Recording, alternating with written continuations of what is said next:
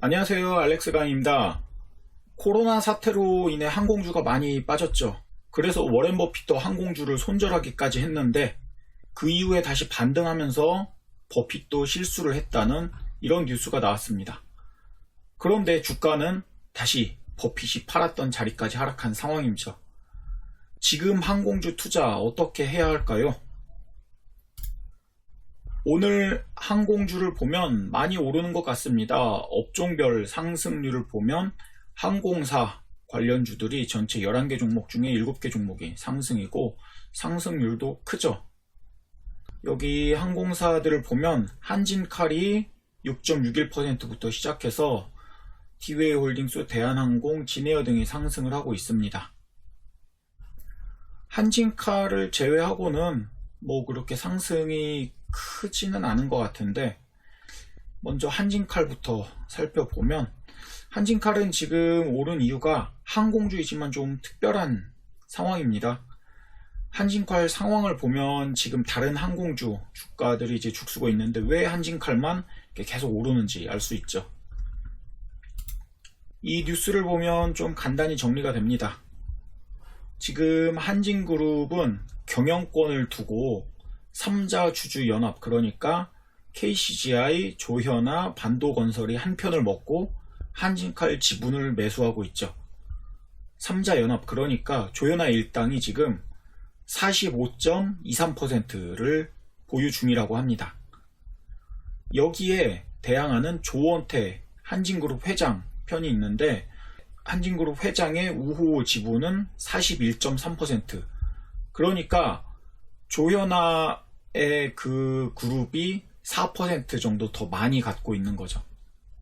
그래서 완전한 경영권을 갖기 위한 목표 지분을 50%로 보면 조현아의 3자 연합은 5% 정도를 더 매수를 해야 하고 조원태 한진그룹 회장은 지금보다 9%를 더 매수해야 합니다.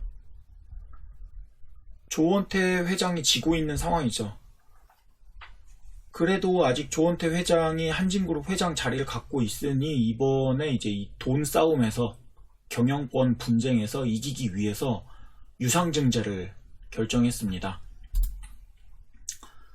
그래서 이제 신주 인수권부 사채를 발행을 했는데, 보통 이런 신주 인수권부 사채, 뭐 CBBW 이런 것들이 나오면 주가의 악재죠. 회사 경영도 어렵고 돈도 못 벌고, 그래서 주주들한테 손 벌리는 거죠. 주식 팔아서 돈 좀 벌어보려고 하는 건데, 이번에 신주 인수권부 사채 발행은 조원태 한진 회장이 다시 요 주식을 사들여서 경영권 분쟁에서 이기려고 한다는 분석이 있죠. 그러니까 어차피 다시 사들일 주식이니까 여기에서 마련된 요 3천억 원을 통해서 이 한진칼 주식을 다시 살 거라는 기대 때문에 주식이 계속 상승하고 있는 겁니다. 그래서 한진칼 주식을 보면 평소 4만원 선에서 거래되던 게 지금 최고 11만원을 찍고 현재 8만 5천원 하고 있죠. 한진칼 이야기는 이쯤 하고 나머지 항공주들은 어떨지 같이 살펴봅시다. 사실 국제적으로는 지금 항공주들이 어려운 상황이죠. 어제만 하더라도 미국 증시는 크게 올랐는데 반면에 항공주들은 이제 계속 다 떨어졌습니다. 코로나 확진자가 계속 늘고 있는 상황에서 여행이 줄어들고 있기 때문이죠. 그런데 오늘 우리나라는 이렇게 지금 항공주들이 많이 상승을 했습니다. 그 이유를 생각해보면 일단 항공주들이 바닥을 친 게 아닌가 하는 생각이죠. 지난 주말 기에서 뉴스 이런 것들이 나왔는데, 제주 여행객 토요일에 떠나 2박 3일 놀다 왔다 라는 내용입니다. 제주를 비롯해서 국내 여행 수요가 조금씩 늘고 있는 것 같죠. 그래도 아직 코로나가 끝난 거 아니니까 제주 여행 가더라도 사람이 많이 몰리는 여행지는 피해야 될 것 같습니다. 이렇게 항공주에 대한 증권사 리포트도 한번 보면 항공주가 예전 가격대로 상승하는 건 아직도 먼 이야기 같습니다. 글로벌 여객 시장 전망을 보면 2021년이 돼도 이전 예상치보다 32%가 낮을 거라는 이제 새로운 전망이 이렇게 나왔죠. 2025년이 돼도 기존 전망보다 10%가 더 낮을 거다, 여객 시장은. 이렇게 크게 줄어든 상황입니다.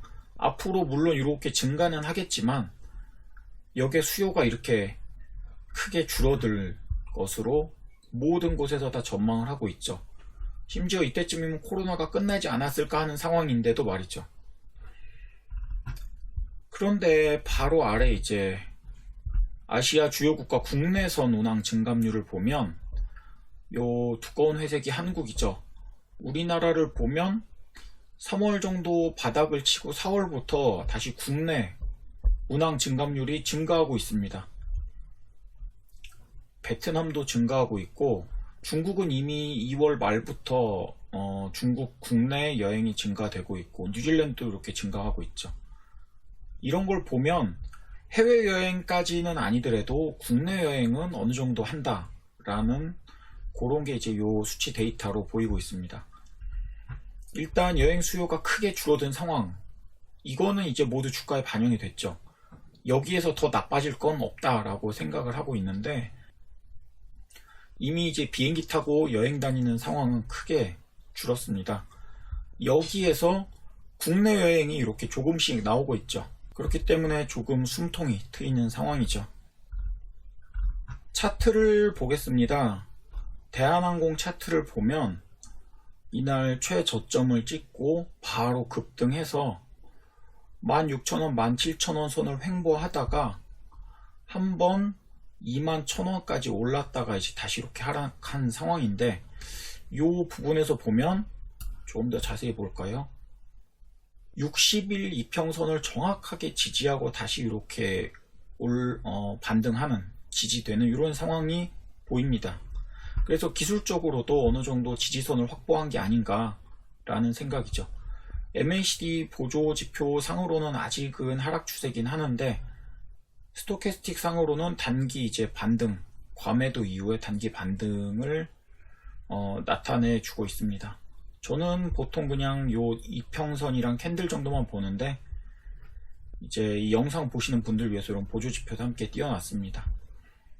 대한항공을 제외한 나머지 항공사들은 워낙 경영 상태가 힘들어 보입니다.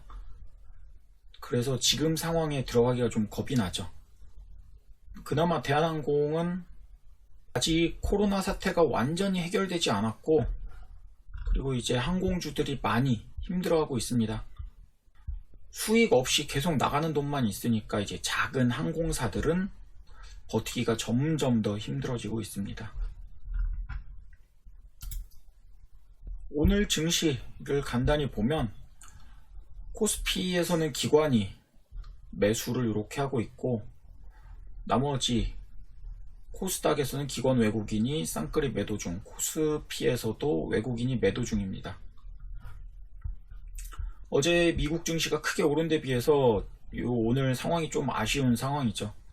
언제쯤 본격적으로 기관과 외국인이 쌍끌이로 크게 오를지 아니면 한 개의 주체가 매수를 하더라도 조금 그 매수 금액이 컸으면 증시를 자신있게 쭉쭉 끌어올렸을 텐데 조금 아직은 이렇게 상승하는 종목이 더 많더라도 불안한 상황이지 않나 라고 생각이 됩니다.